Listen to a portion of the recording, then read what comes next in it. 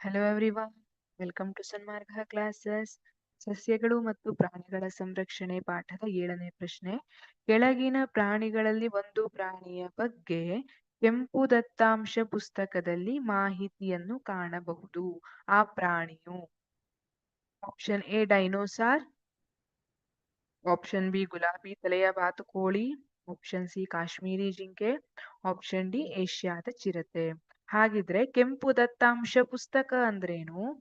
ಇದೇನಿದೆ ಈ ಡಾಟಾ ಏನಿದೆ, ಇದು ಯಾವ್ಯಾವುದು ಅಳಿವಿನಂಚಿನಲ್ಲಿರುವಂತಹ ಪ್ರಾಣಿ ಇದೆಯಲ್ಲ, ಅವುಗಳ ಹೆಸರನ್ನ, ಅವುಗಳ ಬಗ್ಗೆ ಮಾಹಿತಿಯನ್ನ ಹೊಂದಿರುವಂತಹ ಪುಸ್ತಕ. ಇದನ್ನ ಕೆಂಪು ದತ್ತಾಂಶ ಪುಸ್ತಕ ಅಂತ ಕರಿತೀವಿ.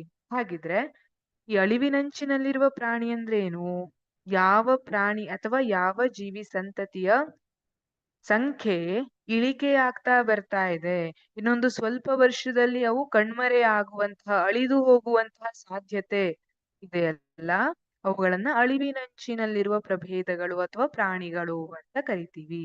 ಹಾಗಿದ್ರೆ ಆ ರೀತಿಯಾದಂತಹ ಯಾವ ಪ್ರಾಣಿ ಬಗ್ಗೆ ಕೆಂಪು ದತ್ತಾಂಶ ಪುಸ್ತಕದಲ್ಲಿ ಮಾಹಿತಿಯನ್ನ ಕಾಣಬಹುದು? Option A dinosaur. ಇಲ್ಲ, ಡೈನೋಸಾರ್ ಅಳಿದು ಹೋದಂತಹ ಪ್ರಭೇದ.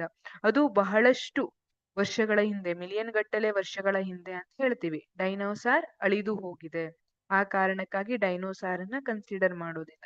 ಕೆಂಪು ದತ್ತಾಂಶ ಪುಸ್ತಕದಲ್ಲಿ ಈಗ ಸ್ವಲ್ಪ ವರ್ಷದ ಇತ್ತೀಚೆಗೆ ಕೆಲವೊಂದಿಷ್ಟು ಮಿಲಿಯನ್ ಗಟ್ಟಲೆ ವರ್ಷದ ಇತಿಹಾಸವನ್ನೆಲ್ಲ ತಗೊಳ್ಳೋದಿಲ್ಲ. ಹಾಗಾಗಿ ಡೈನೋಸಾರ್ ಇಲ್ಲ. ಆಪ್ಷನ್ ಬಿ ಗುಲಾಬಿ ತಲೆಯ ಬಾತುಕೋಳಿ. ಹೌದು, ಇದು ಸರಿಯಾದ ಉತ್ತರ. ಗುಲಾಬಿ ತಲೆಯ ಬಾತುಕೋಳಿ ಅಳಿವಿನಂಚಿನಲ್ಲಿರುವಂತಹ ಜೀವಿಯಾಗಿದೆ. ಇದರ ಬಗ್ಗೆ ಕೆಂಪು ದತ್ತಾಂಶ ಪುಸ್ತಕದಲ್ಲಿ ಮಾಹಿತಿಯನ್ನ ಕಾಣಬಹುದು. ಆಪ್ಷನ್ ಸಿ ಕಾಶ್ಮೀರಿ ಜಿಂಕೆ, ಇದು ತಪ್ಪಾದ ಉತ್ತರ.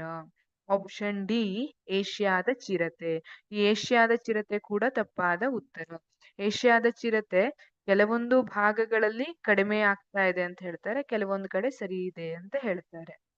ಹಾಗಾಗಿ ಆಪ್ಷನ್ ಬಿ ಗುಲಾಬಿ ತಲೆಯ ಬಾತುಕೋಳಿ ಅನ್ನುವಂಥದ್ದು ಸರಿಯಾದ ಉತ್ತರವಾಗಿರುತ್ತೆ.